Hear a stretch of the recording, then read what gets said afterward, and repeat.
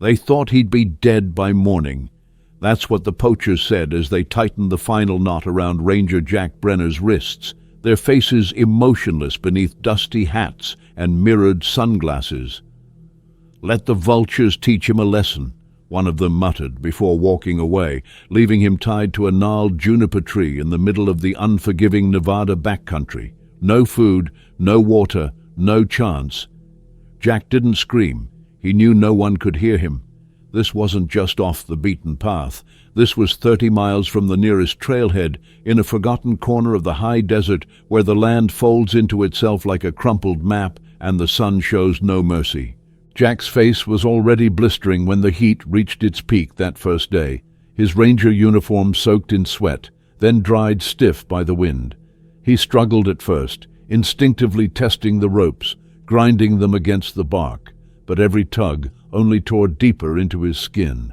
His hands, trained for handling wildlife and mending fences, were now bloody and numb, his strength draining with every passing hour. His emergency radio lay in pieces at his feet, smashed by the boot heel of the man he'd tried to stop, an illegal trapper with a history of violence and nothing to lose. They'd argued over the snares Jack found near a seasonal spring, and when Jack threatened to report it, things escalated fast. Now he was paying for it. The air around him shimmered with heat. He tried to keep his eyes open, keep counting seconds, anything to stay conscious, but dehydration was already setting in. His tongue felt thick, his lips cracked wide enough to bleed, and every breath burned.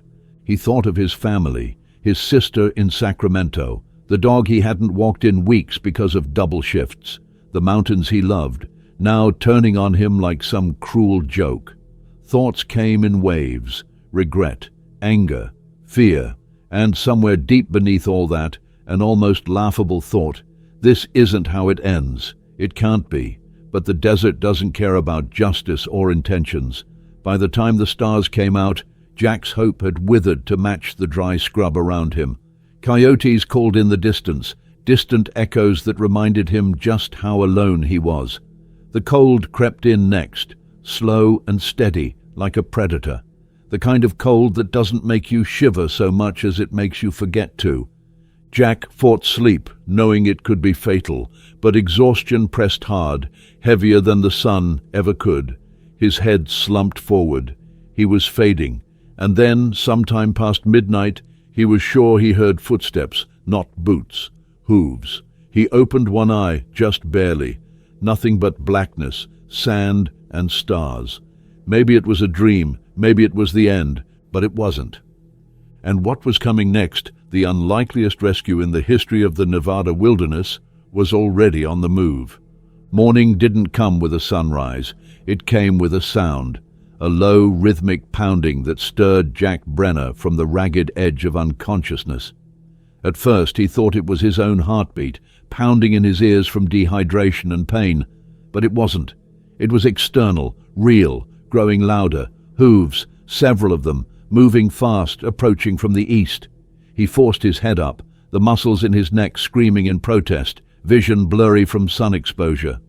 For a moment, all he saw was heat distortion rising off the rocky plain. But then, motion, fluid and powerful. A group of wild Mustangs crested the ridge. They were breathtaking, even through bloodshot eyes. 15, maybe more, their coats glinting in the sun like living bronze and obsidian. Leading them was a black stallion, bigger than the rest, with a single white sock on his front right leg that caught the sunlight like a flare. Jack knew him, had seen him before during patrols from afar. He'd called him Shadow in his field notes, a legend among rangers in the area, a dominant, elusive Mustang who never let humans get close, until now. The herd didn't scatter like they usually did when encountering a person. They didn't bolt or shift direction. Instead, they slowed. The stallion stopped first, lifting his head, nostrils flaring, testing the air. The rest followed, forming a wide semicircle about 30 yards out, their eyes locked on Jack's unmoving form.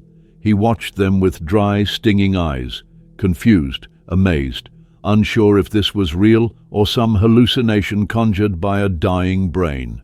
The wind shifted slightly, carrying his scent, or what little remained of it after 2 days in the desert. That might have made the difference. He no longer smelled like a threat, no longer moved like one either. The stallion took a step forward, then another. Jack froze. Every instinct in his body said, "Don't move." These were wild animals after all, unpredictable, primal, cautious to a fault. But this one wasn't acting cautious.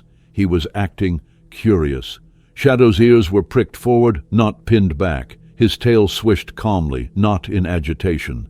Jack blinked hard, trying to keep his focus. The massive stallion was now within 10 feet, close enough for Jack to see the dust in his mane, the subtle twitch of muscle under a coat rippling with health and strength. Jack swallowed, or tried to. His throat was too dry to manage more than a scrape. "You lost, big guy?" he rasped, voice barely audible. The stallion tilted his head as if listening. Then came the most surreal moment of Jack's life. Shadow bent his neck and sniffed at Jack's boots. The velvet of his muzzle brushed the leather softly, curiously. It wasn't just proximity. It was intent, deliberate. Behind him, the others in the herd had begun to fan out. Some grazed lazily, others watched, still as statues. A dun-colored mare with a swollen belly stood particularly still, her gaze locked on Jack, her ears flicking in alert awareness.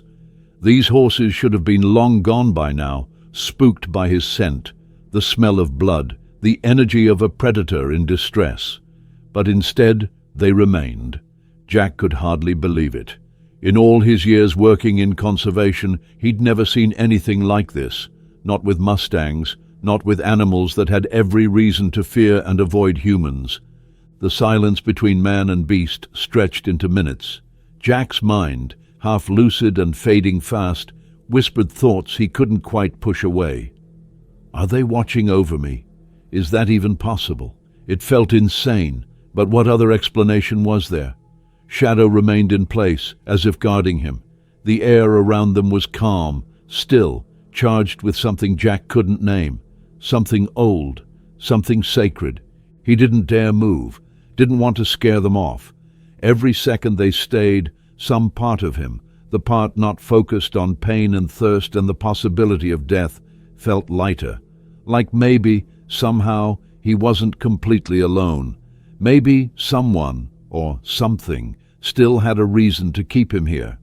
As the sun climbed higher, burning hotter with each passing hour, the stallion remained close, and the herd lingered nearby, their behavior breaking every rule Jack had ever learned about wild horses. And deep inside the ranger's battered chest, a spark of something long lost began to flicker again. Not just hope, wonder. Time became strange. Not minutes or hours, but stretches of awareness that drifted in and out like waves against a dying shore. Jack didn't know how long the Mustangs had been near him. 5 minutes, 15, maybe an hour. The heat played tricks on his senses. His cracked lips stuck together each time he tried to whisper, his throat a raw scrape with every breath. Yet still, they didn't leave. Shadow stood nearby, unmoving except for the occasional flick of his tail or shift of a hoof. The rest of the herd grazed with uncharacteristic ease, always within view. It was as if Jack's helplessness had erased the invisible boundary that usually kept humans and wild animals apart. Not just erased, it had inverted it. They weren't avoiding him, they were watching him. Jack tried to process it. In all his years patrolling Silver Creek and its outer ranges, he'd only ever glimpsed wild horses from a distance. A speck of movement across a ridge, a cloud of dust where a herd had passed minutes before. Once, he'd gotten within 50 feet before they scattered like smoke in the wind.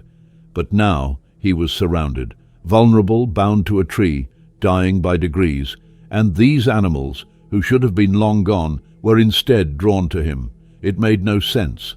No training could explain it. These weren't domestic horses. They'd never been saddled, never touched by human hands. And yet, here they were, not running, not panicking, simply staying. The dun mare, heavy with foal, took a few steps forward. Her movements were slow and deliberate, each hoof placed with care. She stopped only a few paces from where Shadow stood and lowered her head, sniffing the air. Her nostrils flared. Jack could hear her breathing. Her breath carried the coolness of water, water he hadn't tasted in 2 days. It hit him with a kind of cruel sweetness, a reminder of what he was missing. His vision swam, a soft black fog clouding the edges of everything. He blinked hard, desperate to stay awake. He didn't want to miss a moment of this, even if his brain was beginning to doubt the reality of it. Shadow shifted his stance again, closer now. His hoof hit a loose rock, sending it tumbling down a shallow slope toward Jack. The sound echoed louder than it should have in the still desert air. Jack flinched slightly, pain shooting down his spine from the movement, but the stallion didn't spook. Instead, he paused, studying the man at the base of the tree like he was trying to understand him. Jack breathed out slowly through his nose, trying to steady himself. "I don't suppose you've got a knife in that mane," he muttered, his voice almost non-existent. The stallion stepped forward once more, his massive head lowering again, this time closer to Jack's chest. He nudged the ranger's boot gently, as if checking to see if he was still alive. Then he pulled back and stood over him protectively. It wasn't posturing, it wasn't aggression, it was presence, intentional, powerful presence. Jack had witnessed animal behavior all his life, from bears in the Sierra foothills to coyotes in the lowlands, but nothing like this. This wasn't instinct, it felt like choice. A younger Mustang, a chestnut filly with a white blaze across her nose, broke from the outer edge of the group. She trotted in tentatively, stopping just short of the mare, her head low in deference. Shadow turned to glance at her, gave a low snort, and she backed off, joining 2 others at the edge of the small clearing. It was subtle, but Jack noticed it. The communication between them, the structure, the leadership. This wasn't a random collection of animals. This was a community, and it was operating with more awareness than most humans he knew. The wind shifted again. Dust rose and settled. Jack's head lolled against the tree. He was slipping again, the black fog pulling harder at his consciousness. The moment before sleep, or death, was the most dangerous. He needed to hold on, needed to stay alert, but the pain was dulling now, becoming background noise. The thirst, though, it was worse. He imagined cold water, a bottle, a river. Even the stale canteen water from his truck would have tasted like heaven now. His tongue stuck to the roof of his mouth like glue. His breath rasped in and out. Shadow snorted suddenly, a sharp sound that cut through the haze. Jack's eyes fluttered open. The stallion had turned and was now pacing toward the edge of the clearing, tail high, neck arched. He paused, looked back. Jack's mind fought to make sense of it. Was he leaving? No. The stallion stopped, turned in place, and gave a low, deliberate call, not a neigh, a low, guttural nicker that rolled across the ground like distant thunder. The rest of the herd responded instantly. Every horse lifted its head, even the mare, even the young ones. The formation shifted subtly. 2 juveniles moved to the outer edge. The pregnant mare circled back toward the center. They were changing position around him, coordinating, not randomly grazing, not wandering, protecting. Jack couldn't hold back the tears. They came unbidden, slipping down the dust-streaked skin of his face in hot, salty tracks. Whether from dehydration or emotion, he couldn't tell. These creatures, wild and untamed, were doing something he'd never imagined possible. They were staying with him, guarding him, reacting to his suffering. As the sun began its slow crawl toward the horizon, stretching shadows across the valley, Jack lay there, broken, silent, and surrounded by the impossible. Something ancient pulsed beneath the surface of this moment, something sacred. If this was the end, it would not be a lonely one. And if it wasn't, if somehow there was more to come, then it would begin here, with the wild, with the herd, and with a bond no one would believe unless they saw it for themselves. The light began to change, not the blinding white of mid-afternoon, but a richer gold that spilled across the valley like it had purpose. Long shadows stretched from the twisted branches of the juniper tree to the hooves of the horses still encircling the dying man at its base.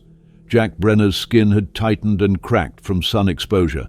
His lips split and raw, but it was his eyes that burned the worst. From dryness, from sleeplessness, and from the overwhelming disbelief that any of this was real. He was still here, and so were they. They hadn't left, not even when the desert sun had grown brutal, not when the wind kicked up, sending grit across the clearing, not even when he'd slipped into a half-conscious state for what felt like hours. Shadow stood just to his left now, flank barely moving except for the steady rise and fall of his breath. His ears flicked forward and back, constantly monitoring the sounds around them. The rest of the herd had spread out a little, no longer in that tight formation from earlier, but never straying far. Some grazed lazily, others rested, yet all of them seemed to orbit the space around Jack with subtle awareness. It was a protective stillness, not the relaxed kind of horses at peace, but one charged with intention, like they knew something important was happening and they were a part of it. Jack stirred, just barely. Every movement was a decision now, and every decision came with pain. He tried to swallow but couldn't. The inside of his mouth felt like sandpaper, his throat a tunnel of fire. His eyes fluttered open again just in time to see something strange. Shadow had moved a few yards away and was now pawing at the ground with deliberate force. Not agitated stamping, but repetitive digging, left hoof, then right, over and over again, carving a shallow depression into the dirt. Dust billowed up around him, but he didn't stop. Jack watched, puzzled. Horses did that sometimes to find roots or escape flies, but this wasn't aimless. This had purpose. The black stallion dug until the ground beneath him shifted, changing color, darkening. Then, with a sudden stillness, Shadow dropped his head, muzzle pressed to the freshly disturbed earth. For a moment, nothing happened. Then Jack saw it. Dampness. A dark circle forming in the center of the hole. A tiny glint of water catching the last rays of sunlight. Shadow had found an underground spring. The realization hit like a shot of adrenaline. Somehow the horse had known. Beneath this patch of arid ground was a trickle of life. Jack stared in awe as Shadow drank, pulling cool water from the earth. Then the others followed. A few at a time, each Mustang took their turn, stepping in line like it was rehearsed. Even the pregnant mare came forward, slow but determined, her movements careful and deliberate as she drank deeply from what could only be described as a miracle in the desert. Jack's thirst screamed at him now, sharp and relentless. It was torture to watch. He could hear the sound of them drinking, the soft lapping, the deep breaths afterward, the shuffling of hooves on the dusty earth. It wasn't just water, it was salvation. And it was right there, 10 feet away, a world apart. His arms pulled reflexively at the ropes again, but all that did was send another spike of pain through his torn wrists. Then the mare did something impossible. After finishing her drink, she turned, not back to the herd, but toward Jack. She walked, slowly, right up to him. Her eyes were fixed on his face, soft and unblinking, her breath rising in faint puffs of moisture against the cooler evening air. Jack stopped breathing. He didn't know what would happen next. She paused within arm's reach, if his arms had been free, and lowered her head. He felt her breath before anything else, warm and humid and heavy with the scent of water. Then, gently, she pressed her muzzle to his face. It wasn't a nudge. It wasn't a sniff. It was deliberate. Moisture from her lips transferred to his mouth. A few drops, no more than that, but it was enough. Enough to make his body jolt in disbelief. Enough to let him taste hope. Jack didn't move. Couldn't. His heart pounded.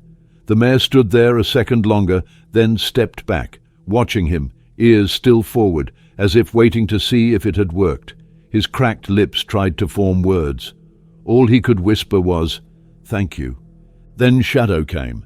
The stallion walked up next, drank again from the spring, and repeated the mare's gesture, this time pressing his muzzle lightly to Jack's cheek. Another few drops. Another offering. This wasn't random. This was a pattern. This was intention. One by one, over the next half hour, 3 more horses approached. Not all, but a few. The curious, the bold, the ones who had been watching closest. Each brought droplets of water on their muzzles, pressed close, and offered it to the man tied to the tree.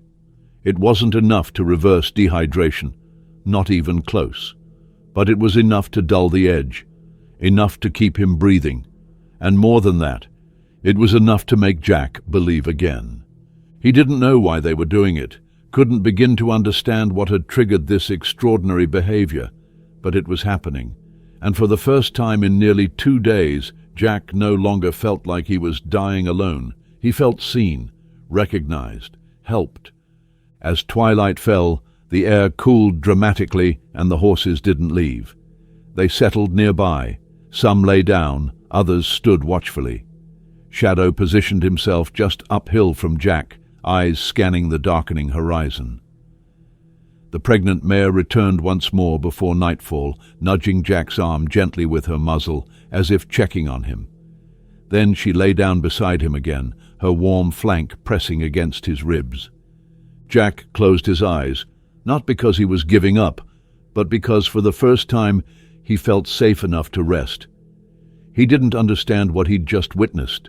Maybe no one ever would, but the Mustangs had found water in a desert, they'd shared it, they'd stayed, and when all hope had dried up, they'd become something more than wild, something deeply, uncannily, profoundly kind. Night in the high desert comes fast. 1 minute, the world is glowing with a fading golden haze, and the next, it's as if someone has drawn a curtain across the sky. The stars blinked into existence slowly at first, then all at once, filling the heavens in a way that made the land below seem impossibly vast and small at the same time.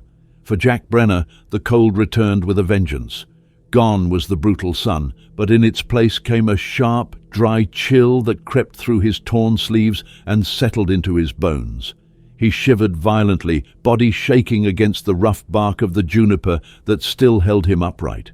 His skin ached with every gust of wind, and the lingering moisture from the Mustang's unexpected gifts had long since evaporated, leaving behind only the memory of their touch and the faint, maddening taste of water that wasn't enough to save him, but had been just enough to keep him from letting go. He would have expected them to leave by now. It made no sense for them to remain. Wild horses didn't bed down near people. They didn't linger where human scent hung thick in the air, especially not where there was blood. And yet, they were still there. Shadow stood a few feet away, his silhouette etched sharply against the pale starlight. His ears swiveled constantly, attuned to every rustle in the sagebrush, every whisper of wind that hinted at movement. The rest of the herd had formed a loose ring around the small clearing, their bodies barely visible except when one shifted or exhaled in the quiet. Some were lying down, legs tucked beneath them, heads drooping in the first stages of sleep. Others remained standing, especially the younger stallions, who seemed to take turns watching different directions like sentinels. And then the most extraordinary thing yet happened, not dramatic, not loud, but so gentle, so quietly miraculous that Jack almost missed it entirely. The pregnant dun mare who had offered him the first droplets of water rose from where she'd been lying down. Slowly, carefully, she approached him once again, her breath steaming in the cold night air.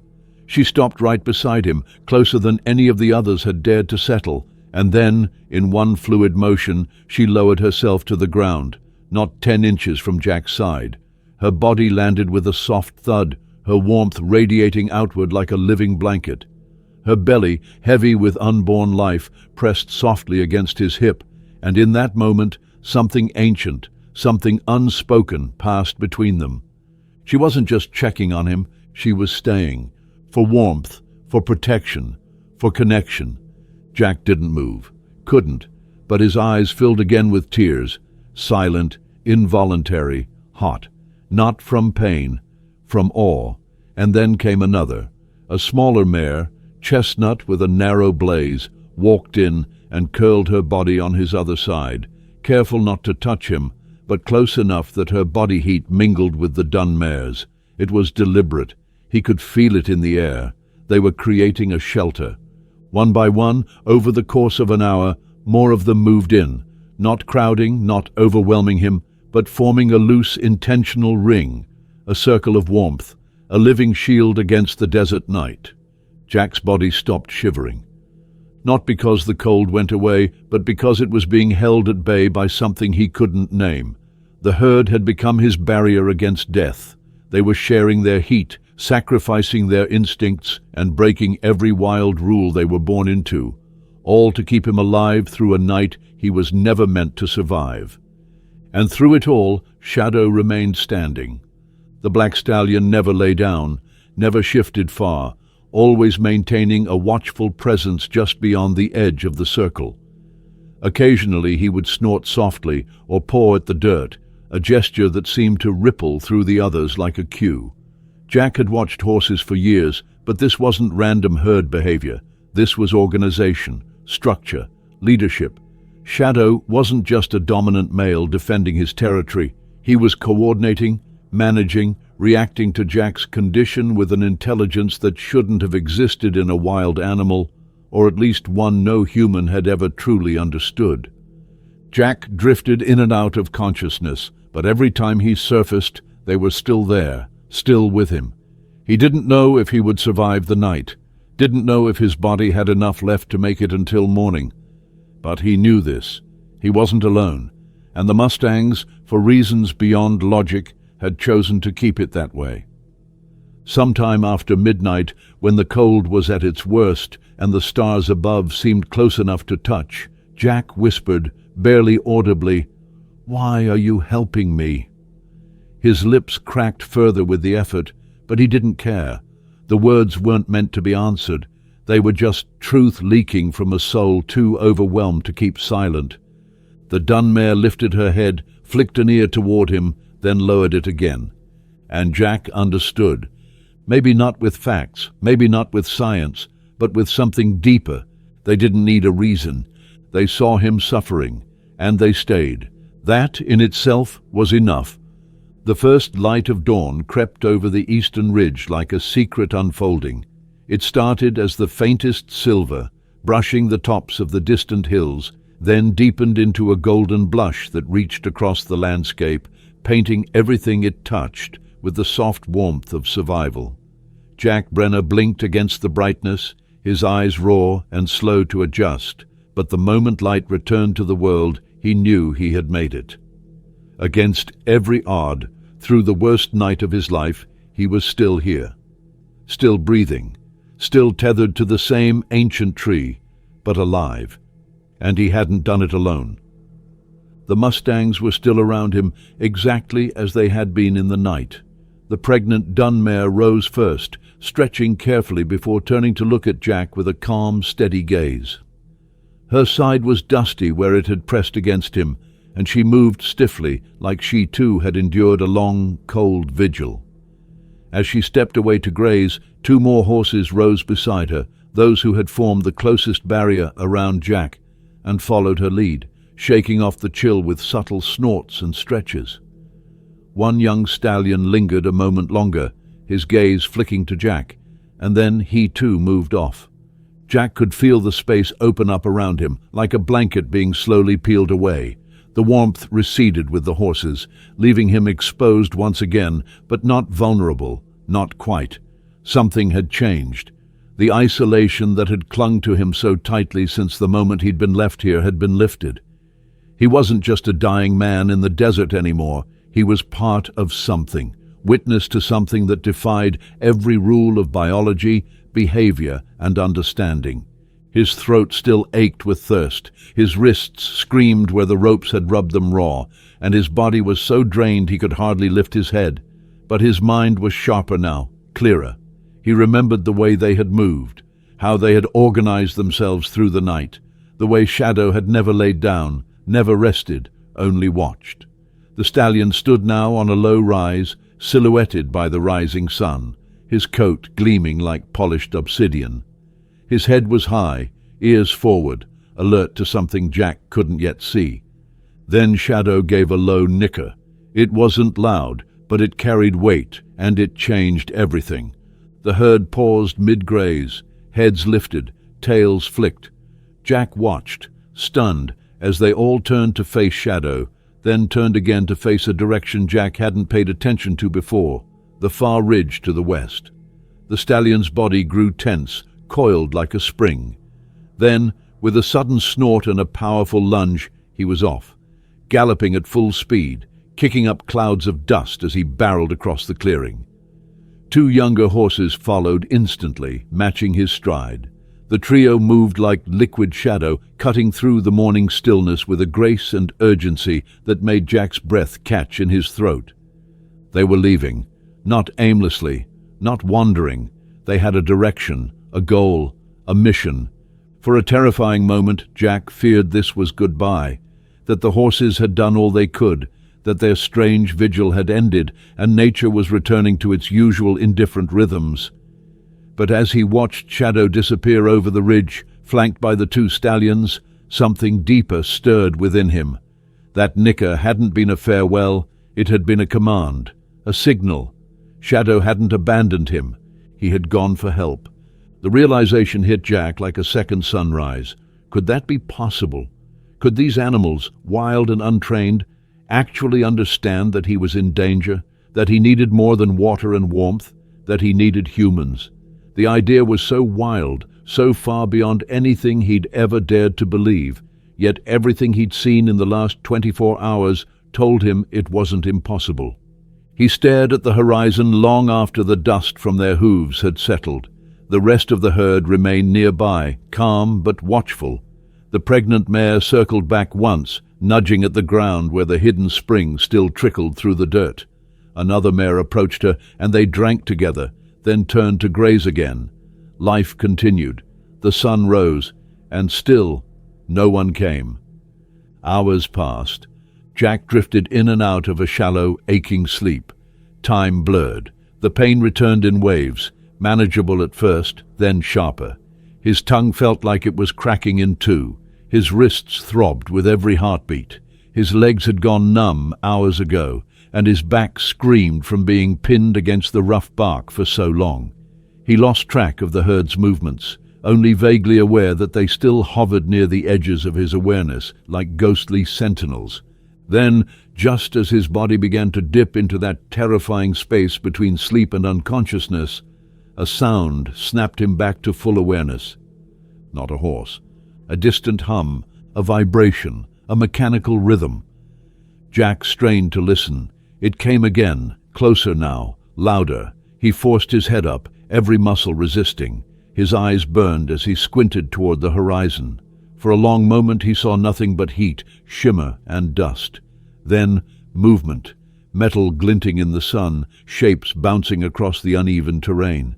Vehicles, two of them, park service trucks. Jack didn't believe it at first. His brain was so dry and scrambled, it could have been a hallucination. But then came the second sound, a human voice, muffled by distance, calling his name. He tried to shout, but nothing came out. His voice was gone. Instead, he did the only thing he could. He wept. The trucks drew closer, and he saw a familiar figure leap from the lead vehicle. His friend, Ranger Chris Martinez, sprinting toward him, yelling his name again and again. Behind him came medics, supplies, hands ready to untie the knots that had cut him for nearly 2 days. Jack couldn't speak, couldn't move, but he locked eyes with Chris and managed the smallest nod. They had found him. Shadow had brought them. In the flurry of hands and equipment, of water bottles being pressed to his lips and bandages applied to his wounds, Jack turned his head as best he could and searched the ridge. There, just on the edge, partially hidden by desert brush, stood the black stallion, watching, and then slowly, with the quiet dignity of a creature who had done what he set out to do, Shadow turned and disappeared back into the wild. For days after the rescue, Jack Brenner drifted in and out of fever dreams, confined to a stark hospital room tucked behind clean white walls and humming fluorescent lights that felt almost alien after the rawness of the desert.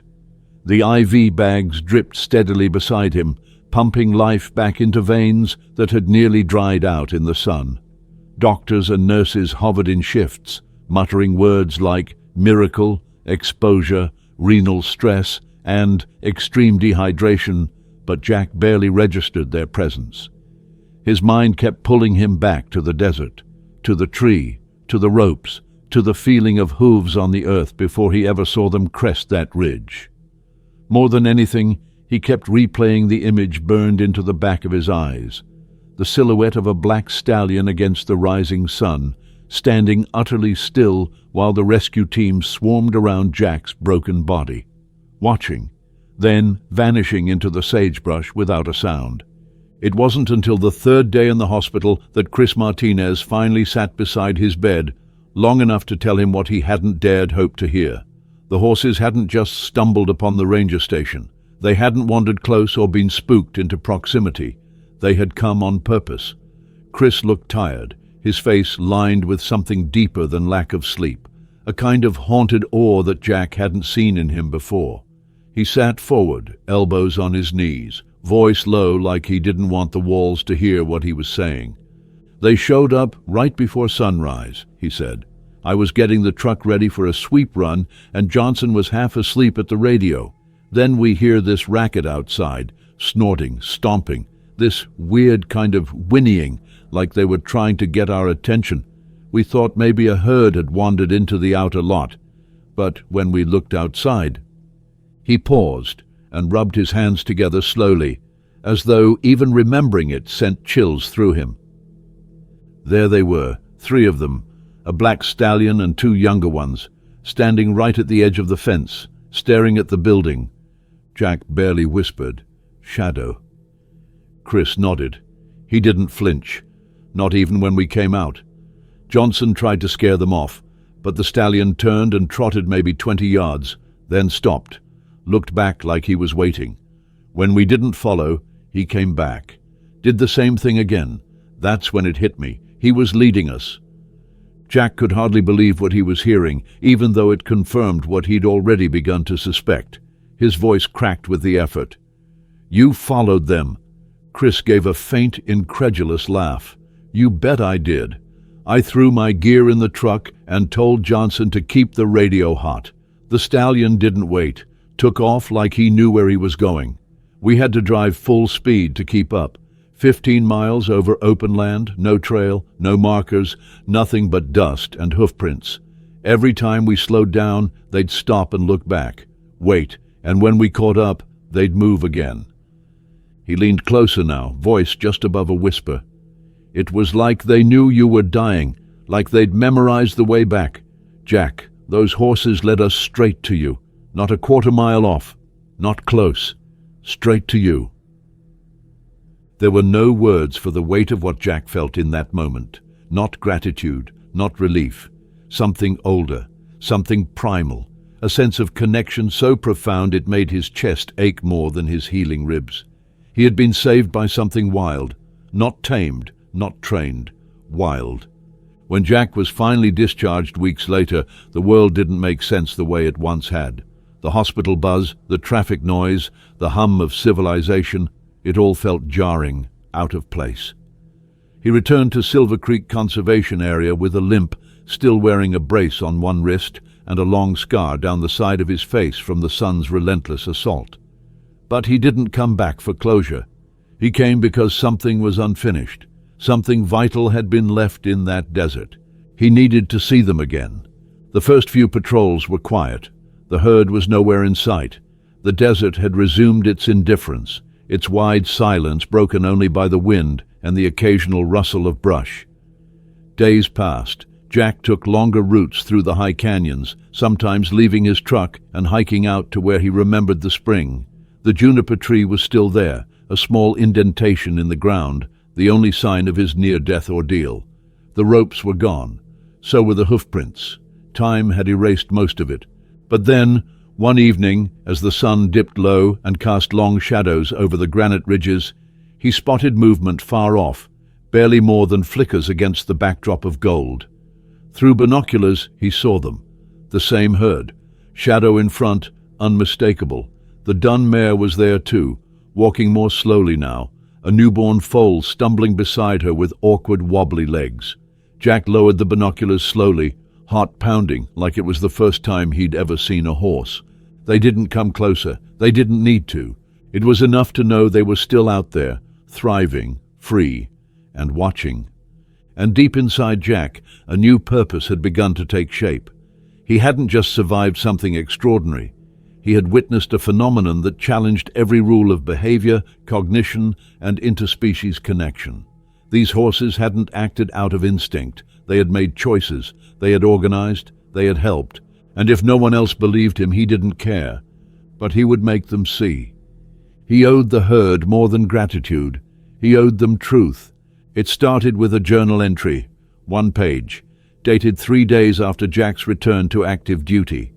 He sat in the ranger station long after the sun had set, the low hum of the old ceiling fan creaking overhead, staring down at a blank notebook he hadn't touched in over a year. The other rangers had gone home. The radios were quiet. Out his window, the desert stretched endlessly into shadow. He couldn't sleep. His body was healing, but his mind was burning. So he wrote, not about data, not about animal sightings or trail maintenance logs. He wrote what happened, every detail he could remember, the hoofbeats in the silence, the black stallion's eyes, the feel of the dun mare's warm breath against his face, the impossible intelligence in their movements, the water, the shelter, the rescue. By the time the sun rose, he had filled 27 pages. It wasn't enough. In the following weeks, Jack returned again and again to the edges of the Silver Creek Range. He wasn't looking to patrol. He wasn't even looking to interfere. He just needed to watch, to learn. Sometimes he spotted them from afar, sometimes not. But when he did, it was always the same. The herd watching him with calm awareness, neither fleeing nor approaching, as if some silent understanding still stood between them. As if what had happened had forged something permanent. That's when Jack began keeping a second journal. This one focused not on what he felt, but on what he saw. Behavior patterns, vocalizations, subtle changes in formation. He noted how Shadow positioned himself in relation to danger, how the younger stallions responded to his cues, how the mares coordinated movement in a way that defied the randomness he'd once associated with wild herds. It wasn't long before he started filming, not from drones, not from hidden blinds, but from the edge of the open field, sitting cross-legged on the ground in full view. And what happened next only deepened the mystery. The Mustangs didn't flee from the camera. They didn't shy from his presence.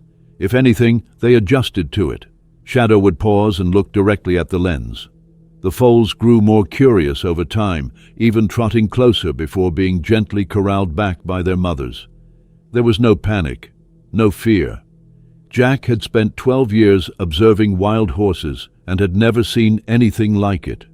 The trust was real, not just residual from the night he was dying, ongoing, evolving. And the footage showed something else, something far more significant than a single story of rescue.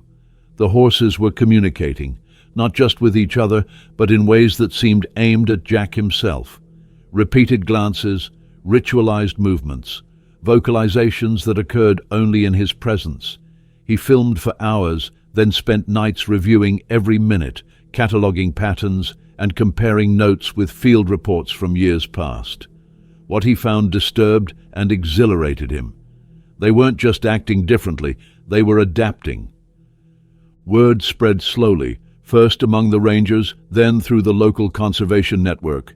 Some laughed. Some called it grief-induced fantasy, but others, biologists, ethologists, cognitive researchers, asked the same question Jack had been asking since the moment Shadow turned back to look at him on that ridge. What if we've been wrong about them all along? It wasn't long before one of his videos, a short, shaky clip showing Shadow leading his herd around a wounded coyote pup rather than trampling it, went viral online. Thousands of views became hundreds of thousands. Jack's inbox flooded. National Geographic, wildlife researchers, skeptics, believers, filmmakers, activists. Everyone wanted to know the same thing. Were the Silver Creek Mustangs just a freak outlier? Or were they revealing a level of social and emotional intelligence no one had ever truly understood? That's when Dr. Eleanor Wright entered the story. A behavioral ecologist from the University of Oregon, she had spent her career studying advanced social systems in elephants, wolves, and even certain bird species. But equines, She'd always seen them as intelligent, yes, but limited, beautiful, emotional, but not capable of the kind of layered, cooperative behavior seen in primates or cetaceans. Then she saw Jack's footage.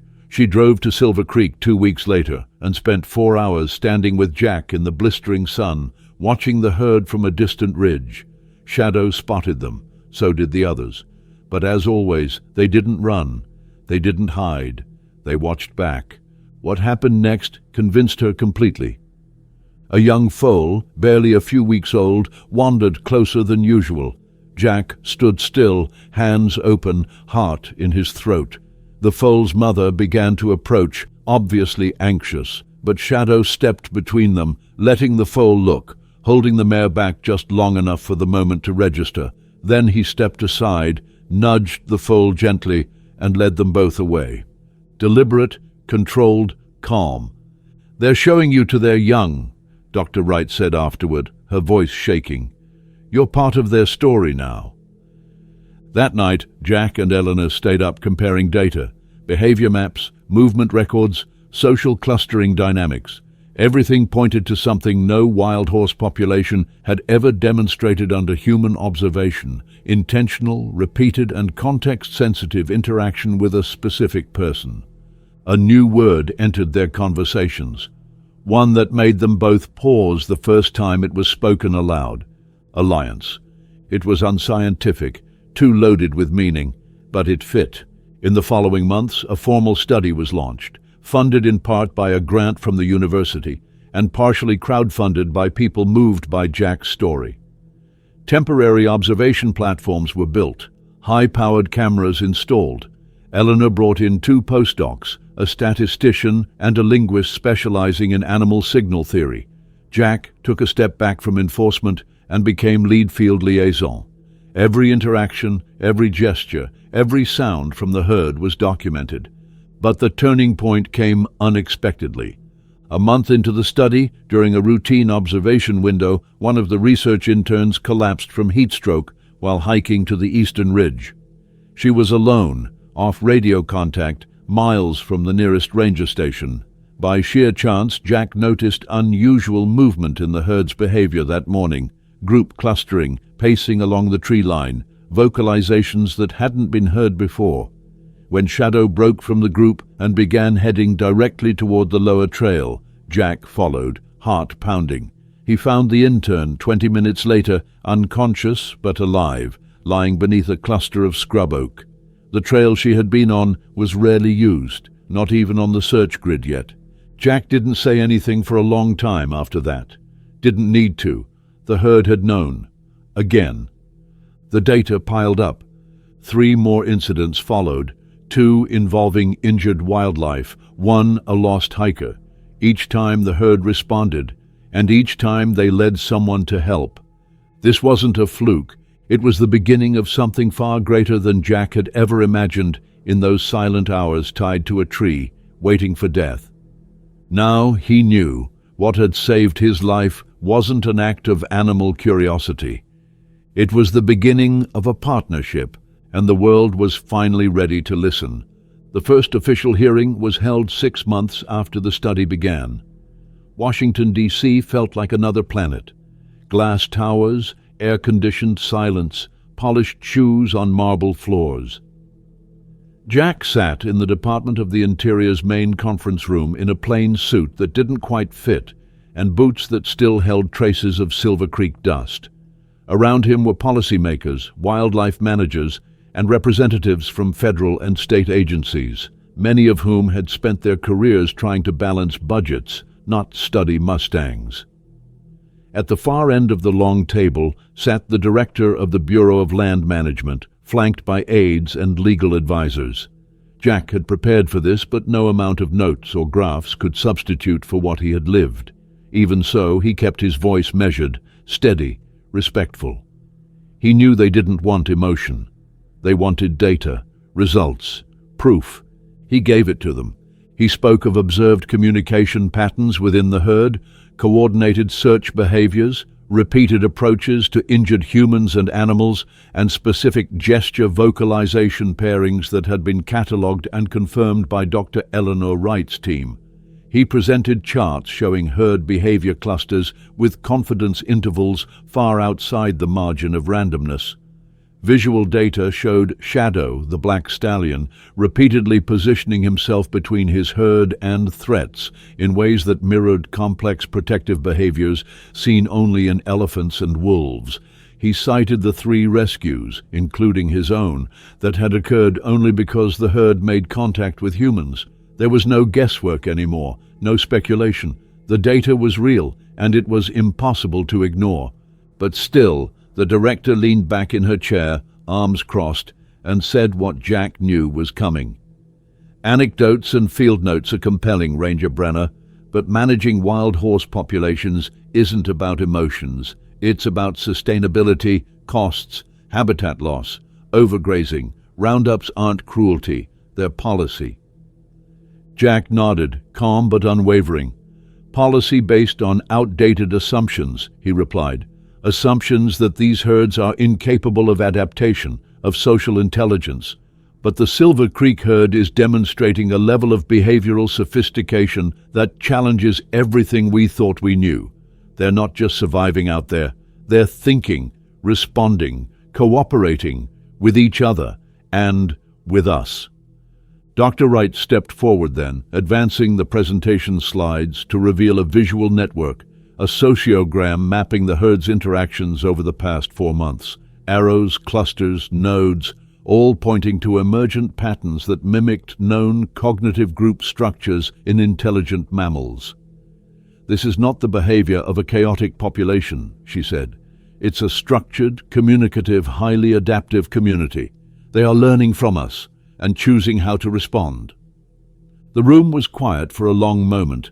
One senator's aide, flipping through the report packet, muttered under his breath, "That's not something you round up in a helicopter." It was a small comment, but it opened the door. More questions followed, not just from skeptics, but from those who had spent decades implementing policies they now realized were built on incomplete science. Jack and Eleanor answered everyone. They were careful, thorough, and honest. They didn't romanticize the horses. They didn't pretend to know everything.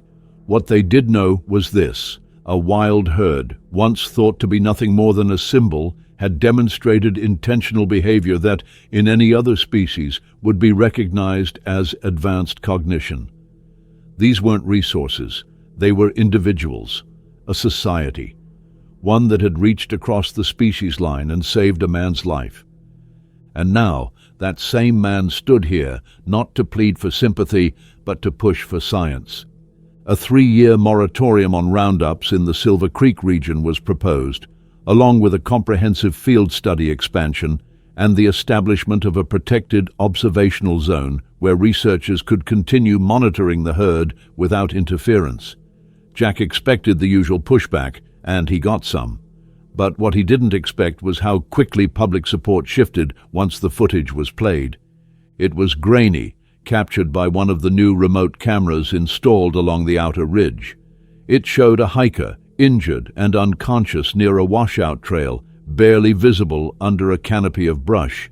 And then Shadow appeared. He sniffed the man, let out a sharp, rolling call, and moments later 2 yearlings bolted from the scene, galloping eastward toward the research station. The timestamp showed they ran almost 7 miles at full speed, and 20 minutes later, the man was rescued. The video ended with a wide shot, the herd waiting at a distance, watching the rescue unfold. No one said a word when it finished. Even the director was silent. By the time the hearing adjourned, something had shifted. Not officially, not yet, but unmistakably. Minds were changing, and once they did, policy would follow. Back at Silver Creek, Jack returned to the sanctuary with a sense of something larger beginning to take root. He stood once again on the same ridge where, over a year ago, he had watched a black stallion vanish into the desert haze. Now he watched the same stallion standing tall at the edge of his herd, a little older, his mane a little more silver in the light. Shadow didn't move at first. He simply watched. Jack didn't wave, didn't call. He just stood there, present, still. Then, slowly, Shadow walked forward, stopped a few feet short, lowered his head in that same quiet gesture Jack had come to recognize as greeting, as recognition, maybe even as trust. No ropes, no barriers, no words, just a man and a Mustang, and everything they'd built between them. 1 year to the day after Jack Brenner had been left to die in the Nevada wilderness, he stood on the high observation ridge overlooking the valley that had become something no one had expected, a living sanctuary, not just for the Mustangs, but for a fragile and growing relationship between two worlds that had always kept their distance. The Silver Creek Wild Horse Cognitive Research Center was no longer a dream, scrawled in the back of a recovery notebook or a grant proposal buried beneath bureaucratic red tape. It was real. Fenced only along the outermost perimeter for the protection of both horses and visitors, the interior spanned thousands of acres of open terrain, carefully monitored but never disturbed. Trails and remote stations were tucked strategically along the ridgelines, out of sight and scent. Observation towers rose from natural high ground, minimal, non-invasive, a promise kept. Shadow's herd had flourished here. The foal born the morning after Jack's rescue, nicknamed Spirit by the research team, had grown into a strong young stallion, the limp he was born with now barely noticeable. His white blaze, identical to the scar on Jack's temple, had become a symbol far beyond this valley. It adorned educational materials, research reports, and outreach campaigns that reached classrooms, policy panels, and even international wildlife organizations. He had no idea how many lives he had already touched without ever knowing what a camera was. Dozens of horses now made up the extended Silver Creek herd. Some had come and gone, others had been born and raised in the safety of the sanctuary. The social structure remained remarkably stable, with Shadow still holding his position as the central figure, respected, obeyed, watched. Eleanor Wright often described him as the keystone of the entire behavioral study. "He's not just a stallion," she'd said once. "He's an interpreter, a bridge. Without him, none of this holds." That morning, as the mist burned away from the valley floor, a group of schoolchildren arrived at the eastern observation platform. Their excited voices carried softly through the morning air, hushed by the setting, respectful even in their curiosity. For most, it was their first time seeing wild horses in person, and even from a distance, the moment was unforgettable. Spirit galloped along the northern slope, kicking up dust, his black mane trailing behind like a banner. A chorus of awed gasps followed, but then came the moment that stopped everyone cold. Shadow appeared. He crested the southern ridge slowly, not at a trot, not charging, just walking, measured, regal, aware. He made his way to a small outcrop near the tower, stopped within clear view of the children, and stood still, watching, as if greeting, the same way he had always greeted Jack.